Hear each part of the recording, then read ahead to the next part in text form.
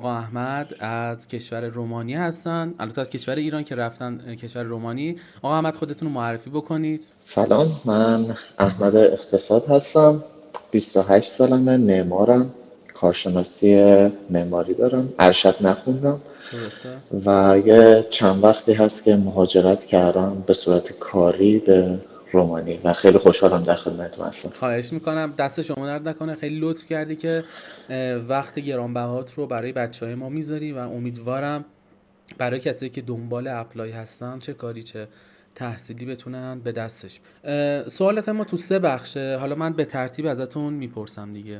بخش اول اینه که ما توی ایران باید چی کار بکنیم، یعنی مثلا از زبان گرفته و پورتفولیو و نرم افزار و اینها، یعنی منی که الان تو ایران هستم باید چه کارایی رو انجام بدم. ببین، همه ما یه سری مهارت داریم. حالا فکر میکنم بیشتر هم راجع به معماری داریم حرف میزنیم دیگه.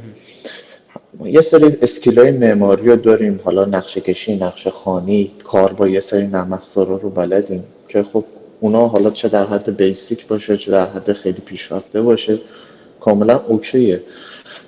به نظر من تمرکزشون رو خیلی خیلی زیاد نذارن رو نرم افزار. اوکی، نرم افزار به یه حدی رسید کافی. مهمترین قسمت به نظر من زبان انگلیسی. بدون زبان انگلیسی تقریبا میشه گفت همه چی صفره. اگه شما نتونید صحبت کنی، مصاحبه کنی، میشه گفت تمام شانس ها رو از دست میدی، حالا چه برای کاری چه برای تحصیلی. پس مهمترین چیز زبانه. توی کاری کسی از شما مدرک زبان نمیخواد. حداقل جاهایی که من کار کردم هیچکی از من مدرک زبان نخواست، فقط میدیدن میتونم صحبت میکنم باشون اوکی بودن، چیز خاصی دیگه از من نخواستم. ولی تحصیلی خب نسبت به دانشگاه کشور مدرک زبانش متفاوته. درست. نه نه، بگو راحت باش. مهمترین چیزی که فرمودید شما زبانه. آره خیلی مهمه، خب زبان خیلی مهمه. شما خودت توی ایران پروسه کار کردن برای بحث معماری چطوری بود؟ ببین، توی ایران من سوشال مدیام خیلی برام مهم بود و اکثر پروژه ها از سوشال مدیا میمد. یه دونه پروژه هم من از اینستاگرام نگرفتم. کسی اصلا به من توی اینستاگرام حتی پیام سلام چطوری هم نمیده. پس اینستا برای من کار نکرد، ولی از طریق لینکدین و بیهنس تونستم پروژه بگیرم و مخصوصا مسابقات معماری که شرکت میکردم اون خیلی بهم کمک کرد دیده بشم توی سایت های خارجی و اونا خودشون منو پیدا میکردن. درسته. بعد مسابقات معماری رو در واقع حالا بخش بعدی، حالا بریم سراغ بخش بعدی. بعدی اینه که آقا ما پورتفولیو رو ساختیم، خب مثلا زبانمون هم اوکی بود.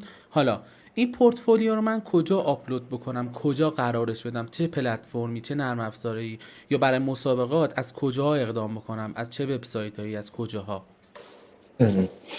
ببین، اول راجع به پورتفولیو من یه توضیحی میدم. پورتفولیو طول میکشه تا ساخته بشه، چیزی نیست که یه شبه بشه انجامش داد. برای من 1 سال و نیم طول کشید تا یه پورتفولیویی که واقعا فکر میکنم خوبه بسازم، با پروژه هایی که فکر میکردم جواب بده. اگه وقتی میخوام اپلای کنم برای مثلا یه شرکت یا یه دانشگاه رده بالا، باید پروژه های رده خوب کیفیت بالایی هم داشته باشه. به خاطر همین خیلی مهم بود که یه زمان زیادی رو بذارم روش. پس اولین چیز اینه که شما یه زمان مشخص بکنین و پروژه ها رو درست ببندید. من اصولا زیاد اعتقادی به پروژه های دانشگاهی ندارم، ولی خب خیلی هم پروژه های دانشگاهیشون هم جواب گرفتن. و پورتفولیو که حالا خودت دیگه فکر کنم توضیحات کامل راجبش دادی، چجوری ببندن و با چه استانداردهایی ببندن. سوال دومت که راجب مسابقات معماری بود. مسابقات معماری یه سری وبسایت ها هست مثل کامپیتیشن آرکی، منگو آرکیتکچر و نان آرکیتکچر و خیلی های دیگه. شما اصلا همین کلمه آرکیتکچر کامپیتیشن رو تو گوگل سرچ کنی براتون یه لیست بلندباره از مسابقات میاد. میتونم بگم هر ماه شاید 10 مسابقه بین المللی هست که میتونی شرکت کنی. من زمان خیلی زیادی گذاشتم روی اون قضیه، شاید 1 سال 1 سال و نیم، و باعث شد که یه CV خیلی خوبی داشته باشم و اصولا هر جا میرفتم یا هر جا آپلودش میکردم همه مورد توجه قرار میگرفت اون پورتفولیوه و اصولا جواب ایمیلم یا تماسم رو خیلی سریع میدادن. به خاطر اون پس اون مسابقات و اینا. آره، اصلا مهم نیست که ببرین یا ببازین یا نمیدونم رتبه بیارین نیارین، جایزه بگیرین نگیرین، صرفا همون مسابقات برای شما رزومه کاریه و حتی اگه مثلا یه گپ تحصیلی 5 ساله هم داشته باشین، حالا بستگی باز به دانشگاه و کشور داره، ولی میتونین با مسابقات معماری کاورش کنین اون 5 سال. و من خودم یک گپ تحصیلی 3 سال و نیمه داشتم وقتی داشتم اپلای میکردم برای دانشگاه، که اون گپ تحصیلی با مسابقات معماری پوشونده شد و مشکلی نداشت و قبولم میکردم. بسیار عالی. خب حالا اینم بحث دوم که شما فرمودید سایت ها رو گفتین و پورتفولیو رو گفتین، مسابقات رو گفتین. توی مسابقه تنهایی هم میشه رفت یا باید حتما تیم باشین؟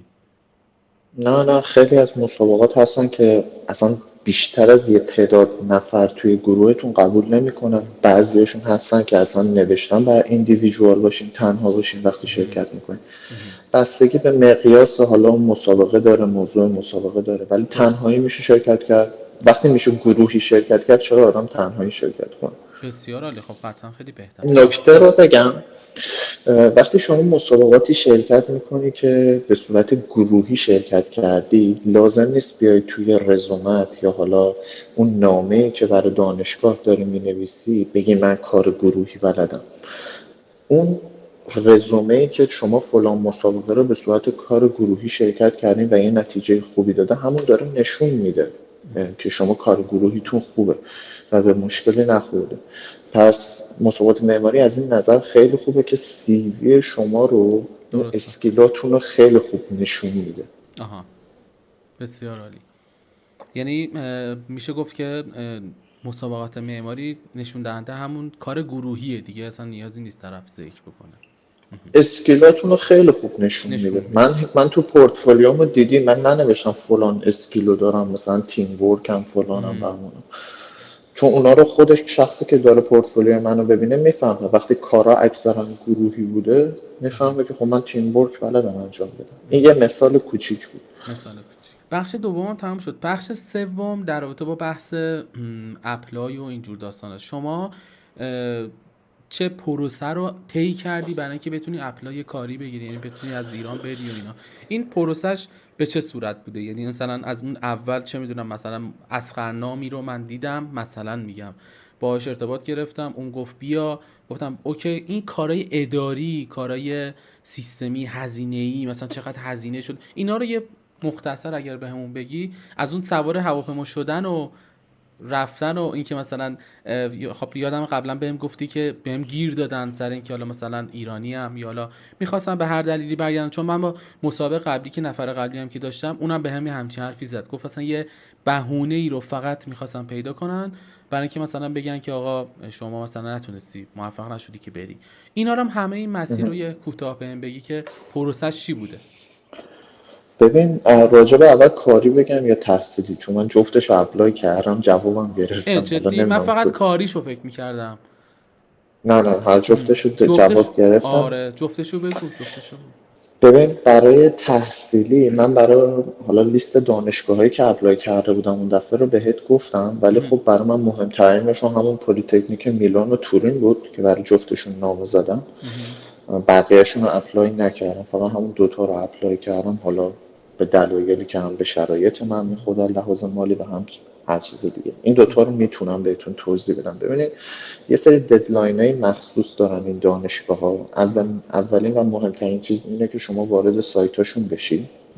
حالا اینکه چجوری این دانشگاه ها رو پیدا کنید اونم یه بحث دیگه است. من میتونم اصلا بیا اینجوری شروع کنیم که وقتی شما میخواید دانشگاه پیدا کنی، یه سری شرایط کشورها رو میدونی، مثلا شرایط کشور آلمان رو لحاظ تحصیلی میدونی، ایتالیا رو میدونی، آمریکا، کانادا، حالا هر جایی که میخوای بری اون تحقیق تو کردی و اصولا مثلا یه 3 تا لوکیشن انتخاب میکنی برای رفتن.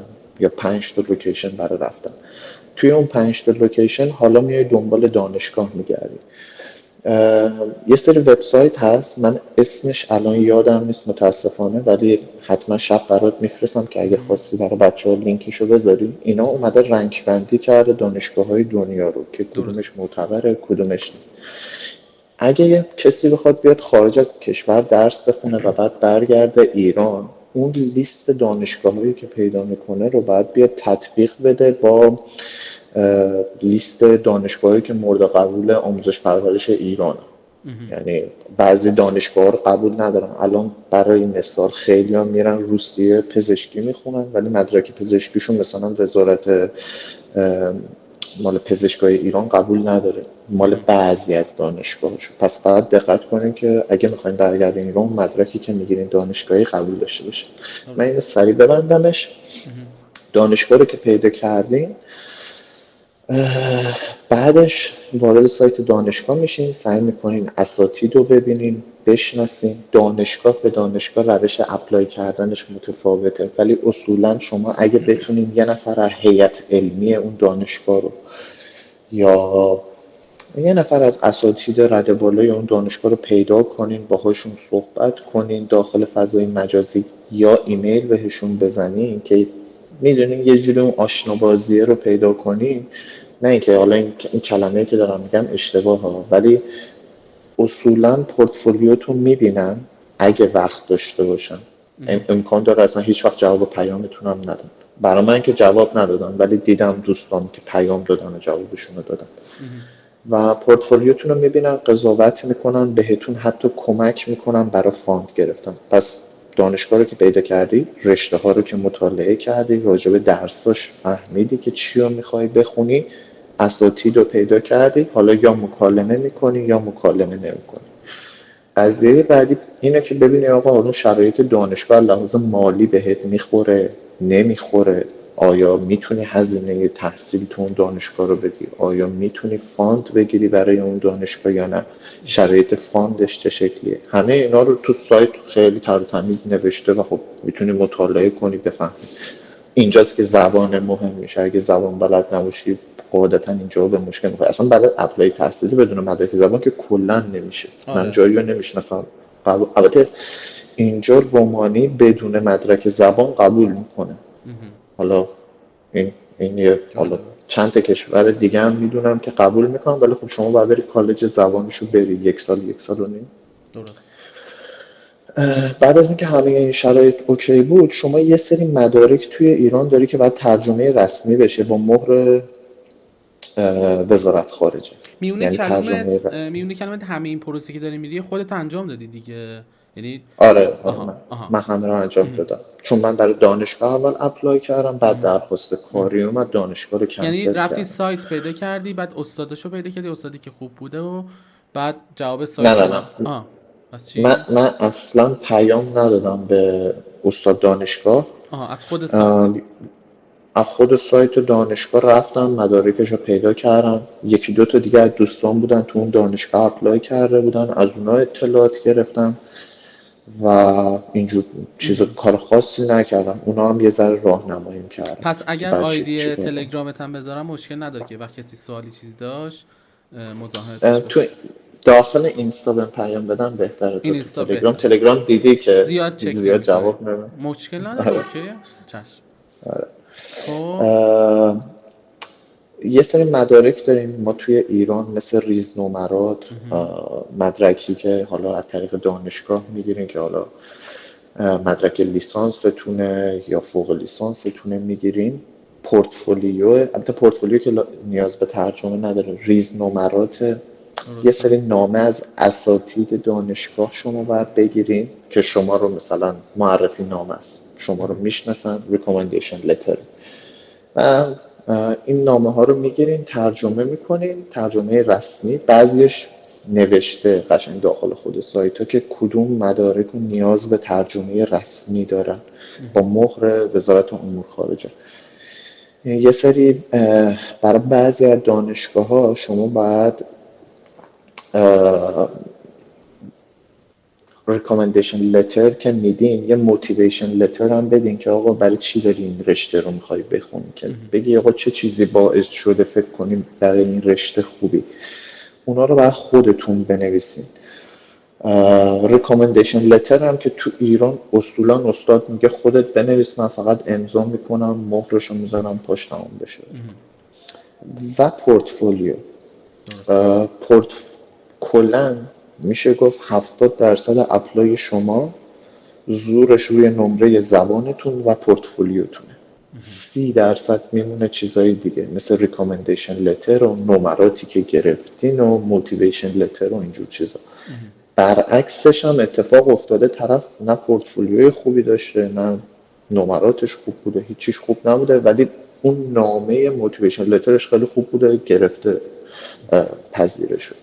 ولی به صورت کلی توی 90% شرایط نمره زبان خیلی مهمه و پورتفولیویی که میفرستید. چیز دیگه زیاد اهمیتی نداره. اون آره، این ترجمه ها هم حواسشون باشه، مدرکشون رو که از دانشگاه میگیرن حالا بعد میبرن ترجمه میکنن، این ترجمه زمان میگیره، امکان داره حتی تا 1 ماه زمان بگیره اگه شلوغ باشه اون بازه زمان. پس سعی کنن که لحظه آخری انجام ندن، همیشه یه 3-4 ماه قبل همه چی تکمیل باشه، فقط مونده باشه اپلای کردن. درست. این راجع به اپلای، این تقریبا میشه گفت یه آشنایی خیلی کلی با تحصیلیه. مدارک دیگه هم لازم داره، یه سری حالا بستگی به دانشگاه داره، مثلا یه دانشگاه بهتون میگه که چون من پورتفولیوتون باید توی فرمت باشه، یه سری ها میگن ما موتیویشن لتر نمیخوایم، یه سری ریکامندیشن لتر بیشتر میخوان، متفاوته. بعضی مصاحبه دارن، بعضی دانشگاه ها توی آمریکا من دیدم مصاحبه دارن، یعنی شما قبول میشی باهات یه مصاحبه اسکایپ میکنن، حالا اون هیئت علمی دانشگاه، مثلا الان که ما داریم با هم صحبت میکنیم دیگه. آره دقیقا. این به صورت کلی، خیلی کلی برای تحصیلی حواسشون به لینکدینشون باشه. خارج از کشور واقعا روی لینکدین میچرخه، شما حتی تو همون لینکدین میتونی برای تحصیلی هم اقدام کنی. حواسشون به لینکدین خیلی باشه، درست باشه، حرفه‌ای باشه لینکدینشون. سوشال مدیاهای دیگهشون زیاد اهمیتی نداره، فقط همون لینکدینه که خیلی مهمه. درست. تو خارج از حالا کشور. بحث شیرین اپلای کاری که خودت تجربهشو بگو، مسیری که رفتی. ببین اون مسابقات معماری که بهت گفتم شرکت میکردیم، حالا خوششانسی ما تونستیم تو چندین تاش رتبه بیاریم و یا بازنشر شد توی سایت های معروف توی دنیا. از طرفی هم خودم خیلی شیرشون میکردم پروژه‌امو، یعنی توی حالا اینستا که زیاد نه، ولی توی بیهنس و لینکدین و اینا من شیر میکردم پروژه ها رو تا تموم میشد و بازخورد خوبی میگرفت. یعنی بازخورد نه اینکه حالا تعداد لایک و اینجور چیزای زیاد بود، نه، آره. خوب دیده میشد پروژه توسط افراد که من میخواستم هدف قرار میگرفت. من میخواستم استاد دانشگاه ببینه کار من و قرار میگرفت. اون مسابقاتی که انجام دادم از طرفی من خب تو کار تیریدی و رندرینگ کارم میشه گفت خوب بود و کارم رو توی یه سری وبسایت های خارجی معروف توی این زمینه هم شیر میکردم، مثل آرت استیشن، مثل اورموشن، VW آرت و بقیه پیج. همینا برای من کلاینت می آورد، یعنی رندرها رو که میدیدم اصولا ایمیل دریافت میکردم، ماهی یه بار 2 ماهی یه بار ایمیل دریافت میکردم و پروژه ها رو میزدم. تا اینکه من داشتم کارو میکردم تحصیلی برم، یه ایمیل کاری گرفتم از رومانی، بخارست استودیو. وقتی راجبش تحقیق کردم دیدم شرکت خیلی خوبیه، شرکت بزرگیه، با دفترهای معماری خیلی بزرگ داره کار میکنه. با کیا مثلا کار میکنه؟ با بیگ کار میکنه، با زاهدید کار میکنه، نورمن فاستر کار میکنه، KFSD داره کار میکنه و یه سری معمارای میشه گفت شرکت‌های معماری بزرگن ولی بیشتر کانستراکشن. این 3-4 MRVDB داره کار میکنه، MVRDB یادم رفته درست دقیقشو. ولی خب فکر با نمی کنم شرکت دیگه تو خیلی دنیا بزرگ از اینا کار تاپ تر باشه دیگه. داریم. چرا مثلا چند تا شرکت دیگه هم هستن، اونا هم خیلی تاپن. بریک ویژوال رو داریم خیلی خفنه.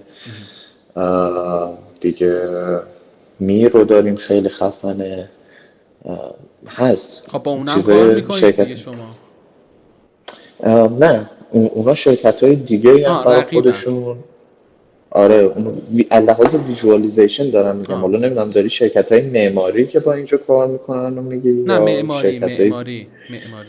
معماری که آره یه چیزی هلوش 150 تا پارتنر داره شرکت که تو وبسایتش هست، خیلی زیاده. حالا این چیزایی که من گفتم بزرگتریناشه، میشه گفت اکثر پروژه های بیگ اینجا انجام میشه و پروژه های کوچیک، نمیشه گفت کوچیک، متوسط زاحدی توی اروپا هم اینجا رندرش و اینا رو گرفته میشه، تیردی و رندرش گرفته میشه. خیلی عالیه.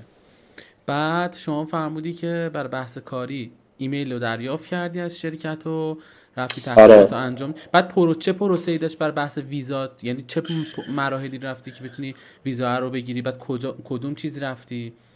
سفارت رفتی خب برای مصاحبه؟ چی کار کردی اینا رو؟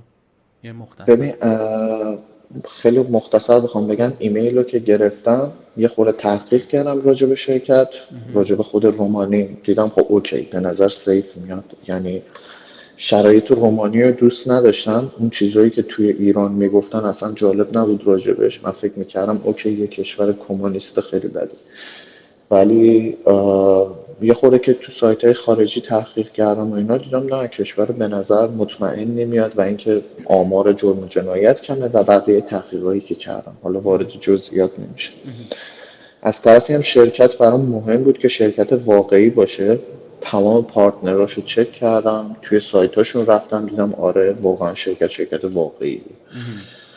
و توی ایمیلی که به من داده بودن به هم گفتن اگه اوکی میتونین برای ما پورتفولیو تو بفرست، پورتفولیوی رندرینگ تو برای ما بفرست و بعدش اگه ما اوکی بودیم باهات و دیدیم واقعا کیفیت کارات خوبه، باهات یه دونه وقت مصاحبه میذاریم. من گفتم باشه، پورتفولیومو فرستادم. بعد یه هفته به من یه ایمیل دادن که برای مصاحبه تصویری و من باشون یه مصاحبه داشتم که راجع به شرایط کار اینجا با کی گفتن. از من یه داشتی؟ سری یعنی اون شخص چی کاره بودش؟ مثلا مدیر چی بود؟ کدوم واحدی؟ یا مثلا رئیس شرکت کی بود؟ معمار بود؟ تیردی کار بود؟ میشه گفت بنیانگذار شرکت دیگه، آها. فاندر شرکت. و با همون مستقیما مصاحبه داشتم که معمار بودش خودش اون؟ همه. آره معماره، ولی خب شرکتی که دستشه، حالا شرکت معماری هم داره، ولی این شرکتی که الان من هستم فقط رندرینگ و سه‌بعدی، کارهای رندرینگ و سه‌بعدی و تبلیغات و اینجور چیزا. و با هم مصاحبه کرد، راجع به شیوه کار کردنم پرسید، بعد راجع به شیوه کار کردن خودش پرسید. همه چی اوکی بود و به هم گفتش که ما حقوق پیشنهادیمون رو برات ایمیل میکنیم. بعد یه مدت حقوق پیشنهادیشون رو ایمیل کردن، مثلا 2-3 روز. کل این پروسه یه هفته هم طول نکشید. آها. تو 2-3 روز برام حقوق پیشنهادیشون رو ایمیل کردن. من گفتم خب اوکی قبوله. و ازم یه سری مدارک خواستن، کپی پاسپورت و عدم سوء سابقه مهمتریناش بود. یه سری چیزای دیگه هم بود که اینا همه یادم رو نیست. مثلا مدارکی که خواستن رو فارسیشو میگرفتی میرفتی ترجمهش هم میکردی که بعد ترجمه شده؟ آره آها. ببین مثلا شما وقتی میری عدم سوء سابقه میگیری تو ایران، مدتش فکر میکنم 60 روزه. نه یعنی نه. بعد 60 روز یه از هم باطل یه میشه. آها، مدت اعتبارش. آره اعتبارش فکر کنم 6 ماهه. آره آره، فکر کنم من 6 ماه. یادم نیست. آره. ولی من یادمه توی این 1 سال 4 بار من عدم سوء سابقه گرفتم، هی فرستاد. چون ازم میخواستن هی آها. برای پروسه های مختلف. ما مدارک رو فرستادیم و بهش گفتم باید چیکار کنم. گفت تو لازم نیست کاری انجام بدی، ما خب. خودمون اینجا تمام کارهای ویزاتو میکنیم، همه کارهای ویزات با خودمون. اینا برام اجازه کار رو گرفتن داخل رومانی که یه چیزی هلوش 8 ماه طول کشید تا اجازه کار من صادر بشه. یعنی از ولی زمانی که خب گفتی مثلا با این حقوق اوکی هم 8 ماه طول کشید؟ آره اون مجوز کاری که اجازه کار شما داخل رومانی یه پروسه، حالا نه تنها رومانی، هر هر کشور کشوری. دنیا که آره. بخوای بری طول میکشه، یه پروسه خاص بعد خودشو تو این داره. مدت باد کاری نداشتن بگن آقا این پروژه رو بزن نه اینو؟ اصلا هیچ. اصلا. یعنی حتی من بهشون پیام میدادم میگفتم میخواین از راه دور باهاتون کار کنم، میگفتن نه اصلا لازم نیست، فعلا استراحت کن، به موقعش میای اینجا کار میکنی. خب تو این پروسه تو رو در جریان میذاشتن که تو مطمئن بشی که آقا واقعا پیگیر کارتن یا آره آها. آره مدام به هم دیگه میشه گفت 2 هفته یه بار ایمیل میزدیم، اونا از من میپرسیدن شرایطم و من از اونا میپرسیدم آها. و میرفت جلو. ولی خب پروسه مخصوصا جنگ اوکراین که پیش اومده بود یه ذره طول کشید. یعنی مثلا اینا خودشون فکر میکردن 2 ماه اجازه کار منو میتونن بگیرن، یعنی 8 ماه ولی به طول خاطر کشید. جنگ آره 8 ماه طول کشید. بعد که اجازه کارم رو برام گرفتن فرستادن برام، به هم گفتن میتونی بری داخل وبسایت سفارت رومانی وقت مصاحبه بگیری و بری سفارت و مصاحبت انجام بدی و ویزا تو بگیری. برای سفارت هم یه سری مدارک میخواد. اول که یه اپلیکیشن فرم داره که باید پر کنین، یه سری اطلاعات خیلی ساده از چند سال تو چی کاره یا اینجور چیزا پر میکنین، کپی پاسپورت، تمکن مالیه که خب برای رومانی شما یه چیز هولوش 250 میلیون تمکن مالی داشته باشی کافی. که بانک میری نامشو میگیری، ترجمه هم اصولا لازم نداره چون خود بانک خودش کلا انگلیسی بهت میده. و یعنی دیگه توی اجازه بانک، یعنی تو بانک خود ایران یه حسابی داری که اونو فقط یه موجودی بهت انگلیسی میده، همین. پرینت حساب، آره آره همین. پرینت حساب 6 ماه میخوان. البته مال من 3 ماه بود، حالا بعضی کشورها 6 ماه هم میخوان، مال من 3 ماه بود که من میدونستم میخوان، قبلش تحقیق کرده بودم توی این خوابونده پروسه بودی که حساب. اجازه آره پروسه بیاد با حسابم کار کرده بودم. و بانکو داریم شما، یه دونه اینشورنس میخواین که بیمه است، بیمه مسافرتی 180 روزه با بلوش بیمهش هم باید $50,000 آمریکا باشه. بیمه رو میگیریم و دیگه همین یعنی هزینهش مدارکش. $50,000؟ نه آها. بیمه شما میره بیمه دانا میگه من بیمه مسافرتی میخوام برای خارج از کشور بین المللی سقف $50,000. 50. سقفش $50,000 آره دلاره. فکر کنم یه پوششش. چیز هلوش 600 تومن 700 تومن بیمش برای 180 روز 600 میگیریم میلیون و یا ریال تومن؟ ریال آها. ریال 1000 تومن. و بلیتتون رو باید برین، در واقع برای کاری بلیتتون رو میرین رزرو میکنین که سفارت رفتین بگین حتی من بلیت دارم. بلیت هتل هواپیما بیزینسیه یا هواپیما شخص مسافری هم میشه؟ مسافری دیگه مسافر. اکونومی اصلا بکن. میگیری، معمولی رزرو میکنی. فکر کنم رزروش هم 200-300 تومن من دادم. هتل هم که رزروش کلا رایگانه، ولی خب یه نفر رو خارج از کشور میخوای برات این کارو بکنه یا اینکه به یکی از دفاتر هواپیمایی تو ایران بگم برات رزرو میکنه. درست. هتلت هم رزرو میکنی که بدون آقا اونجا یه مکان اقامتی داری و اینا درکیه که برای سفارت میخوای. میبری سفارت و اول توی سایتش من آپلود کردم، بعد از اینکه تاییدیه درستی مدارک اومد 3 ماه بعدش به من وقت مصاحبه داد. یعنی اون 8 ماه که به کنار، اینجا هم یه 3 ماه. 3 ماه، تقریبا 11 ماه طول کشید. بعد 11 ماه من رفتم سفارت، تمام مدارک و اصلش رو بردن. یه سری مدارک شما باید چندین بار بگیرین، یعنی توی این پروسه من فکر میکنم 5 بار تمکن مالی گرفتم، 3-4 بارم عدم سوء سابقه فقط گرفتم برای سفارت و اجازه کار و اینجور چیزا. پس این کارا رو هی بعد انجام بدین چون اینا تاریخ داره از بین میره. میگذره. اون لیست مدارکی که تو سایت سفارت زاده رو من جمع آوری کردم، تاریخ مصاحبه مشخص بود، بلند شدم رفتم تهران کجا و بودین شما؟ ساکن کجا بودین؟ من اصفهان. اصفهان. خب و رفتم تهران و یه روزه هم اومدم، رفتم سمت بازار ابن سینای تهران بود سفارتش، من دقیقا اونجا رو بلد نیستم. خیلی ساده بود، رفتم دم در سفارت و پاسپورت هم گرفت و وقت مصاحبه رو چک کرد و رفتم داخل. یه مصاحبه خیلی کوتاه بود، چیز خاصی از من نپرسید، فقط پرسید چجوری پیداشون کردی، که من گفتم من پیداشون نکردم، اونا اونا منو منو پیدا پیدا کردن. کردن. آره. خوبی این کارای معماری و سوشال مدیا همینه دیگه، همینه. آره و براشون تعجب برانگیزم بود، واقعا براشون تعجب یعنی خانومی که با من داشت مصاحبه میکرد گفت چجوری تو رو پیدا کردم، نیازی اصلا نیست ما چرا باید پیدا تو کنیم. رو آره گفت اصلا چرا باید یه شرکتی تو رومانی تو رو پیدا کنه که تو ایران هستی. گفتم من نمیدونم، من کارامو شیر میکردم تو سوشال مدیا، اونا کارای منو دیدن دیدم. و کیفیت کارهای منم فکر میکنم در حد استانداردشون بود، منو قبول کردن. بعد شماره تماس سابکاری که اینجا دارم، کارفرمای اینجامو گرفت، فکر کنم تماس گرفت باش در حد چند دقیقه و برگشت اومد داخل و به هم گفتش که مدارک تو تحویل بده. یکی مدارک رو ازم گرفت و تموم شد. بعد همون موقع هم به هم گفت امیدوارم اوقات خوشی داخل رومانی داشته باشی، که من خیالم قشنگ راحت شد. گفتم خب اوکی، فکر کنم عجب. ویزا رو گرفتیم. خود اون آفیسره، خود اون آدمی که تو سفارته اونجاییه؟ آره رومن. آها. مهم. رومن انگلیسیشون هم بده، آها. یعنی او. تو سفارت بده، لهجهشون یه ذره سخته. بعد ما هم تو ایران مثلا همش میخوان چه می‌دونم با اکسنت یا مثلا آمریکایی زبان یادتون بدن یا آره. مثلا با اکسنت بریتانیایی، بریتانیا. ولی خب اینا هم اکسنت رومن دارن و یه ذره سخته فهمیدنش، یک کوچولو، یعنی فقط هم داخل چیز من مشکل داشتم سفارت، سفارت. ولی تو خود رومانی من اصلا مشکلی ندارم. آره. بسیار عالی.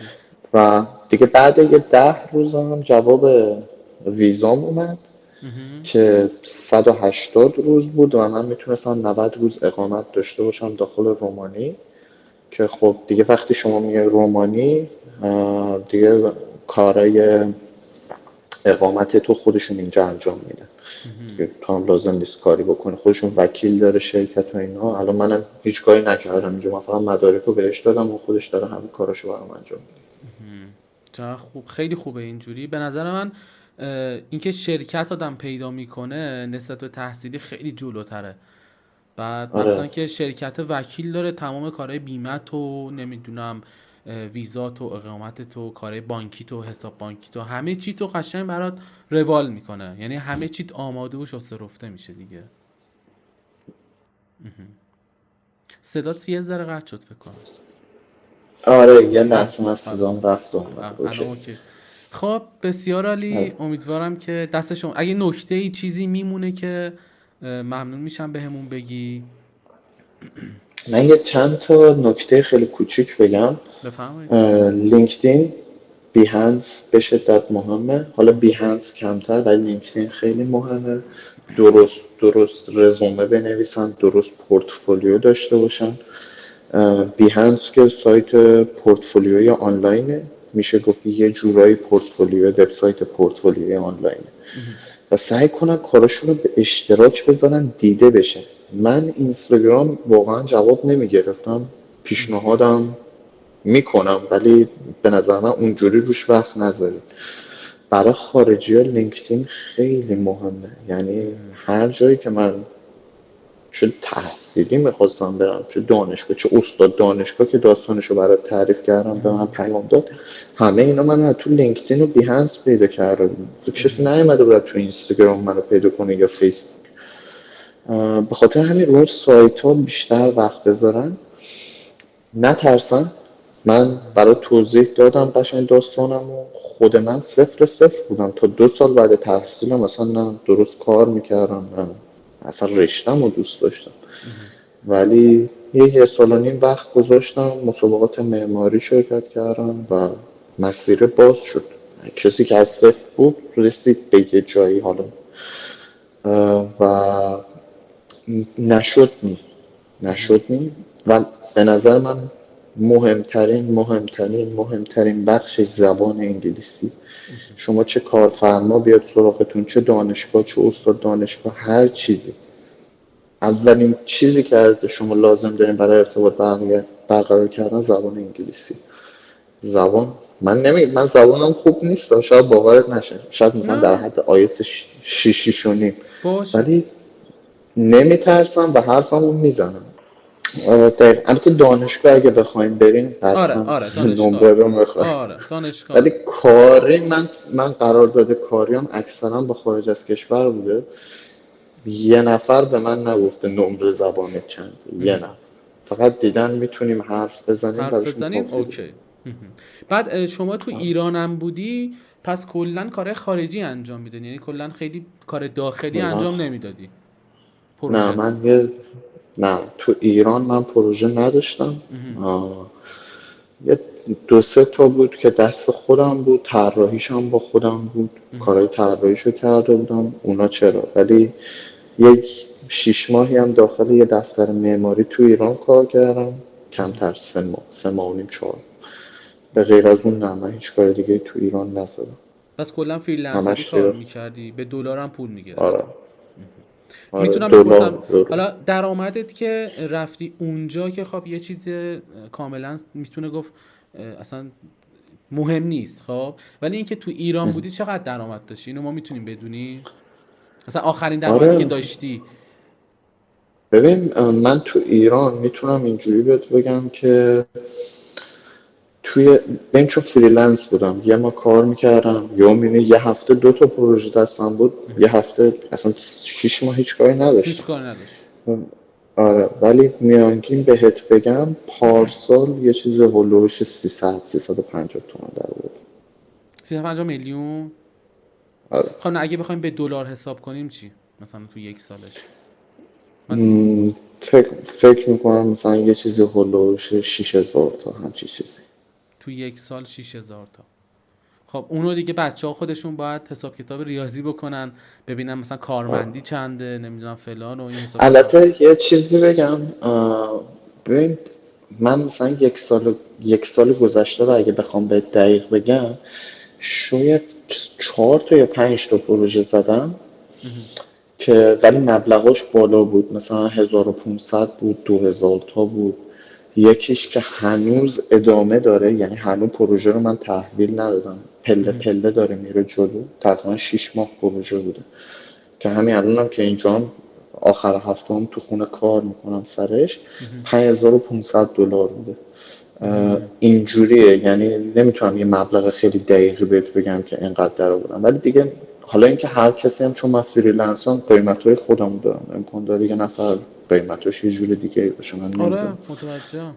ولی دیگه اصولا پروژه زیر 300 $400 من قبول نمیکنم. حالا بقیه رو نمیدونم، شاید قبول آره کنم. شاید یه نفر قبول، شاید اصلا یه نفر من میشناسم البته ها این که دارم بهت میگم که شاید یه نفر مثلا $50 $100 هم قبول میکنه. آره یه پروژه خیلی تا آره من خودم، سردر. من همون اولش که خب آره دیگه، اون اولش منم قبول میکردم. من اصلا پروژه زدم که کلا مثلا 1 میلیون به من نداده، ولی خب نه رزومه خب کاری بود اون در شخصی که اولش. من میگم با قیمت خیلی پایین کار میکنه 10 ساله داره کار میکنه، ولی خب میگم آه. آره اون دیگه نه میگم نه دیگه، به یه جایی که آدم میرسه یه لولی پیدا آره میکنه و دیگه آره قیمتت هم دیگه اصولا یه لولی آره پیدا دیگه میکنه. یه ذره بره بالاتر. خب من خیلی تشکر میکنم بابت اینکه وقتتو گذاشتی، فکر کنم سر خواهش کارم میکنم. بودی. البته سر کار یه آره. خاطره که گفتی، من نشستم داشتم کار میکردم رئیسم اومد گفتش که چیکار داری میکنی، گفتم که حالا تازه اومدم دارم فولدر رو نگاه میکنم، بعد گفتم بهم گفتش نه داری چیکار میکنی اینقدر نشستی. اینو یه خلاصه اینم بگو ببخشید. ببین، من نمیدونم الان چه شکلیه. ببین من فقط از همین گوشه فقط بخوام بهتون نشون بدم، خب نمیدونم اونجا رو میبینی یا نه، اون بخش آره میز کارمونه، اینجا خب نشیمنه، آره اون سمت هم که برین اگه زمین برات مشکل بازی و سازه میخوای نشون نده ها، بعدا نگن که نه نه گفت نه، مشکلی نیست، چون توی پرایوت نیست. آره نه اوکیه، ولی خب من روز اول که اومده بودم خب خیلی نشسته بودم داشتم کار میکردم، چیزی هم نبود، یه 4 5 ساعت بود پشت میز بودم. یکی از بچه‌هایی که حالا میشه گفت رد بالاه اومد پیش من و گفت داری چیکار میکنی؟ گفتم دارم کار میکنم.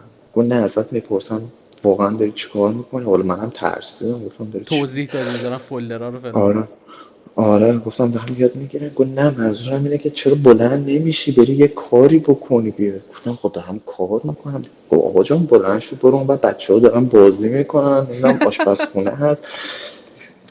بعد من گفتم چرا همچی شده. و من تو اون 3 روز اولی که اینجا بودم حتی نرفته بودم ببینم آشپزخونه چه شکلی. یه ذره ترسیده بودم. حالا فکر میکردم و خیلی بشینم پشت میز همش کار کنم و فلان. بعد الان خودت میبینی دیگه. الان تایم کاریم اومدم نشستم تو این ور دارم باهاتون صحبت میکنم. یعنی فوق العاده شرایط این شرکت اینجوریه. من بقیه جاها رو نمیدونم. فوق العاده خودمونیه اینجا. تایم کاری دست خودمونه. یعنی اینکه من مثلا آدمی نیستم که صبح زود بیدار شم. من اصولا ساعت 11 12 ظهر میام سر کار تا 9 شب. حتی مثلا یه روز ساعت 3 بعد از ظهر اومدم تا 12 شب. بچه ها اینجا هر کسی توی تایمی میاد سر کار. اینجور چیزاش دیگه کلا روتین کاریش خیلی متفاوته با ایران. با خیلی ایران. متفاوته. حداقل این شرکت که اینجوریه. حالا بقیه رو نمیدونم. درسته. خب بسیار عالی. خب انشالله که در واقع به اهدافی که میخوای برسی و دم شما گرم که وقتت گذاشتی برای ما تا بچه‌ها بتونن استفاده بکنن. من فکر میکنم این ویدیو من خیلی بازخورد خفنی داشته باشه و اینکه امیدوارم که ناراحت نشی از اینکه آیدی تو بذارم، یعنی اینستا تو بذارم که پیام بدن. آره چون بچه‌ها قطعا میان ازت کلی سوال میکنن. البته فکر میکنم سوالایی که بکنن این که چه میدونم آب و هواش چجوریه، مرغش چجوریه، گوشتش چجوریه. البته خب اینا هم مهمه ها. آره اینا هم مهمه. یه چیز بگم جان. اگه میخوان همچین سوالایی بپرسن هیچیش با ایران فرقی نداره. هیچیش. فقط لبنیاتش یه ذره بهتره. مثلا شیرش واقعا مزه شیر میدونه. مثل ایرانی مزه آب بده. ماستاش فوق العاده بده. و بعد دیگه ماستش تو ماستشون یه مقدار کمی شکر دارن. من دوست ندارم. من دوست دارم ماست آره ترش باشه و ماست موسی رو اینجور چیزا. اینجا من پیدا نکردم. حالا اگه باشم من پیدا نکردم. ولی خب همه چیش خیلی خوبه و با ایران هیچ فرقی نداره. هیچ فرقی نداره. فقط من تفاوتی ندیدم. 3 تا تفاوت بخوام بهت بگم. اون آزادی است که بهت گفتم. سرعت اینترنت، اینکه شما دسترسی داری به تمام دنیا و تمام وبسایت سرعت اینترنت رو یه میگی یه بار دیگه پلنایی که برای بسته اینترنتی بود چجوری بود سرعتاش؟ ببین کمترین بستهش 500 مگابایت بر ثانیه بود. 1 گیگ سرعتشه. 500 گیگ حجم بهت میده. بعدش میشه 1 گیگ سرعت، 1 ترابایت حجم برای یه ماه. قیمتش هم این همینیه که خودم گرفتم. من 1 ترابایت با سرعت 1 گیگ دانلود و 500 مگ آپلود گرفتم. فکر کنم به پول ما 420,000 تومان. من فکر میکنم توی بستر اینترنت اون چیزی که تو میخوای و نباید شک کنی که دانلود کنی یا نه یا ببینی. اون چیزی که مطمئنی باید بزنی دانلود البته یه چیزی بگم. سرعت دانلودش به این بستگی به وبسایتی هم که داری ازش دانلود میکنی داره. بعضی از وبسایت‌ها اصلا بیشتر 200 مگ بهت سرعت نمیدن. یعنی هر کارش کنیم بیشتر 200 مگ بهت سرعت منظورم چیزی که من خودم شخصا استفاده میکنم یا تلگرام یا یوتیوب دیگه. همین دوتاست. نه اینا مثلا فوق العاده است. یعنی 4K بذار 1080 60 فریم برات راحت پلی میشه. یه کسایی که گیمرن راحت میتونن بازی کنن، استریم کنن، تو لایو بزنن. پینگش 1 میلی ثانیه است. به این 3مین کشور دنیا داخل اینترنته و ارزون ترین کشور دنیا توی اینترنته. عالیه. خیلی خوبه. ما که زندگیامون همش اینترنته دیگه. ماها زندگیامون همش اینترنت. ببین شاید باورت نشه من اصلا فکر نمی‌کردم دیگه VPN استفاده کنم. ولی اینجا که اومدم در به در دنبال VPN با سرور ایرانیم که وصل بشم به سرورهای ایران. یعنی بانک و مانک و نمیدونم اینجور وبسایت ها رو دسترسی ندارم اینجا بهشون. بعد همش VPN ایران بزنم یا DNS بزنم که بتونم وصل بشم به سایت های ایران. آره دیگه. خب ما ایران چون دو طرف چیزه دیگه، دو طرف بسته است. ولی خب نه ایران بسته. مثلا خارج. آپارات و شبکه‌های آره تلویزیونی و اینا رو میتونم ببینم، ولی مثلا بانک رو اجازه آره دسترسی نمیده. آره اپلیکیشن و اینجور داستانا همه بفهمن که آی پیت غیر از ایرانه، در جا اصلا نمیتونی واردش بشی. ولی هی خب هم میگه وی پی ان تو خاموش کن، من بهش میگم بابا من وی پی ان ندارم. میگه وی پی نه ان دیگه تو تو خاموش. برعکسی، باید وی پی روشن کنی اونجا. آره. آره ما اینجا روشن میکنیم. ولی خب سرور ایران هم خیلی گرونه. من هزینه هاشم اون موقع دیده بودم که برای آموزش فریلنسری داشتم آموزش ثبت میکردم، سرور ایران خیلی گرون بود، به پول ما البته ها، آره. به پول ما خیلی گرون بود. آره. بابت اطلاعاتت هم واقعا ازت ممنونم. آیدی اینستات هم خواهش میذارم که میکنم. انشالله سوالی داشتم مزاحمت میشم. من در خدمتتم، خواهش در میکنم. خدمتتم، هر سوالی به درکایی بشه. زنده باشی، دست شما درد خواهش نکنه، میکنم. خیلی لطف کردین. قربون روز قربون خوبی شما. داشته تو هم باشین. همینطور، زنده باشی. فدات ممنونم، شم. واقعا ازت ممنونم. خداحافظ. مرسی، خدا نگهدار.